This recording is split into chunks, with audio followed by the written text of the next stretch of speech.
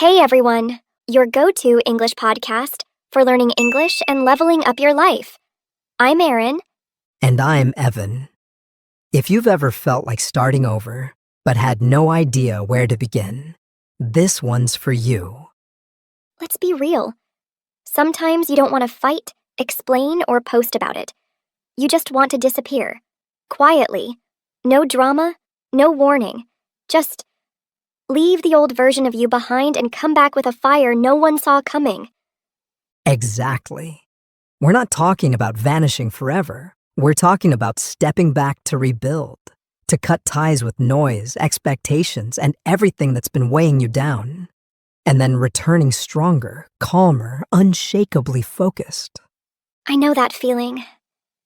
A few years ago, I hit a point where I didn't even recognize myself anymore. So I vanished from social media, stopped explaining myself, and started healing in silence. And when I came back, even my friends said, "Something about you feels different." That's what this episode is about. Disappearing not as an escape, but as a strategy. For healing, for clarity, for transformation. So if you're feeling the urge to step back, this is your permission slip and your roadmap. And if you're learning English while going through your own transformation, don't worry, we've got you. We've made a free PDF for this episode with grammar practice, comprehension questions, and all the key takeaways. You'll find it in the description. Also, stick around until the end because Charlotte will be joining us for her vocabulary breakdown. She's breaking down the trickier words from today's talk. So even if you hear something new, don't worry, she's got your back. All right, let's begin. This journey starts with one of the most powerful steps of all, the power of walking away quietly. You know, in a world where everything is loud, people are louder. We're taught that strength means staying, proving, explaining. But sometimes the real strength is choosing to walk away without a word. Yes, people often think transformation has to be loud or dramatic, but it's not. True change begins when you step out of the noise and into stillness. You don't grow when everyone's watching. You grow when no one is. Exactly. Think of a seed. It grows under the soil, in the dark, in silence, before anyone ever sees a single leaf. That's what this phase is. When you walk away from distractions, comparison, judgment, your roots start growing. Right. Walking away is not about being passive or weak. It's about reclaiming your peace. Think of it like this. When a storm comes, even the ocean pulls back. It goes quiet, deep, and still. That's not retreat. It's power gathering. Walking away quietly isn't a breakdown. It's a strategy, a decision. It's you saying, I don't need to be seen right now. I need to see myself. It's about removing yourself from the chaos so you can hear your own thoughts again. It's also deeply healing. Because when you stop explaining, stop defending, and stop performing for others, you return to yourself. You begin rebuilding from a place of truth instead of pressure. And if you're learning English, use this quiet phase to talk to yourself in English. Seriously, narrate your thoughts, whisper them. The more you do it alone, the easier it gets with others. And when you finally choose to walk away, the next fear hits. But what will people think? That's where most people hesitate.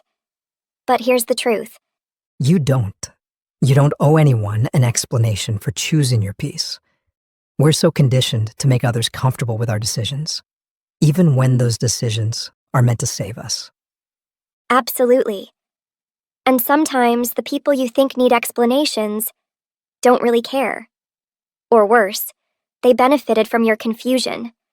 Growth doesn't always come with a permission slip. Sometimes it comes with quiet exits. You ever hear what Steve Jobs did after Apple pushed him out? He didn't beg. He didn't fight. He just disappeared. While the world moved on, he was quietly building Pixar and Next. projects that would eventually reshape the future. And when he came back, he didn't just return. He redefined the company. That's power. Quiet, focused power. We're conditioned to think silence means weakness or hiding. But sometimes silence means boundaries. It means protecting your energy while you build something better. So if you're pulling back from old friends, old habits, or even your old self, you don't have to explain it to anyone. Just move quietly, intentionally, and trust that the right people won't need a reason. And once you've stepped back and cut the noise, it's time to rebuild. But not in public. In private. There's something incredibly powerful about disappearing from the online world, logging out, turning off notifications, choosing stillness over scroll. I did that once, deleted every app on my phone for a month. At first, I felt lost. But then, I started hearing my own thoughts again. And honestly, that changed everything. We live in a world that's addicted to being seen. But growth, real growth, it doesn't need an audience. J.K. Rowling wrote Harry Potter while broke, depressed, and invisible to the world. Her story didn't begin on a stage. It began in a cafe with a notebook. So if you're disappearing for a while to journal, to study, to sleep better, to breathe deeper, do it. Without needing likes or validation. And here's the thing most people don't tell you. Transformation isn't just about building something new. It's also about letting go of what no longer fits. And sometimes that means letting an old version of yourself quietly fade away. Right.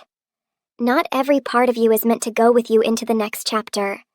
Some habits, some mindsets, some ways you used to cope.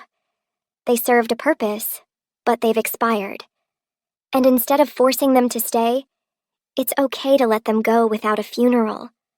Growth often feels like grief. You're mourning a version of yourself that maybe even kept you safe at one point. But holding on to that outdated identity will only slow your evolution. Letting go in silence, that's where rebirth begins. And it doesn't have to be dramatic. You don't need a big announcement that you've changed. Just change, quietly, consistently. Let the results speak. Let the silence do the talking. And if you've outgrown old learning methods, don't be afraid to drop them. Maybe grammar drills used to help, but now you need real conversation. Let go of what's no longer serving your fluency journey. But here's the part that catches most people off guard. When you start letting go, things get uncomfortable. The silence gets loud. The alone time gets messy. And that's when most people run back. But if you sit with it, you grow through it. Let's be honest. Being alone with yourself is hard. It forces you to face your thoughts, your fears, your patterns. There's no distraction, no applause. Just you and your truth.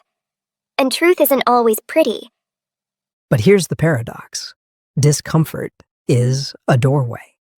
On the other side of that emotional tension is clarity, healing, direction. But you have to sit in the stillness long enough to find it. David Goggins, for example. He transformed his life not by shouting about change, but by isolating himself. Waking up at 4 a.m., training alone, facing every excuse in his mind, without anyone cheering him on. And that's how he built mental armor. It's in solitude that you learn how to be your own motivator, your own validator. And once you do that, no one can shake you. Because you didn't grow in public. You grew in fire. If you're afraid of speaking English alone, start there. Record your voice. Talk to yourself. It'll feel awkward, but it's the kind of discomfort that builds real fluency. And when you've sat with the discomfort long enough, when you've done the work in silence, something incredible happens. You don't just come back. You arrive. You know that feeling when someone reappears in your life after months, and they've changed so much, it leaves you speechless.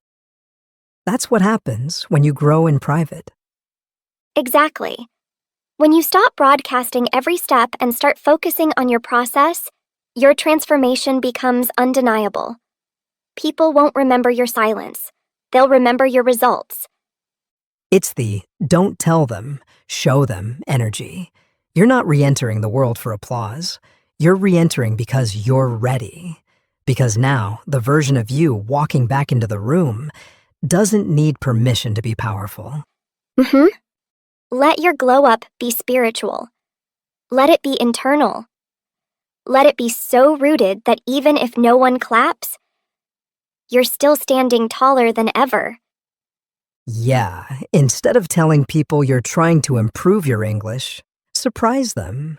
Show up one day speaking with more confidence. You don't need to announce progress. Be the proof of it. And to everyone listening, remember this. Growth doesn't need an audience. Some of your biggest breakthroughs will happen in silence.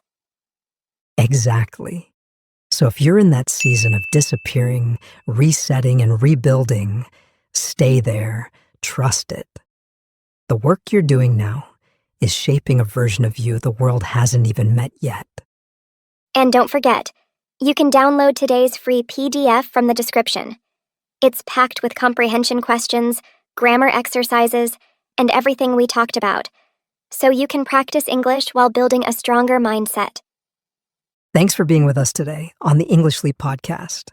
Keep growing quietly. Keep speaking confidently. We'll catch you in the next one.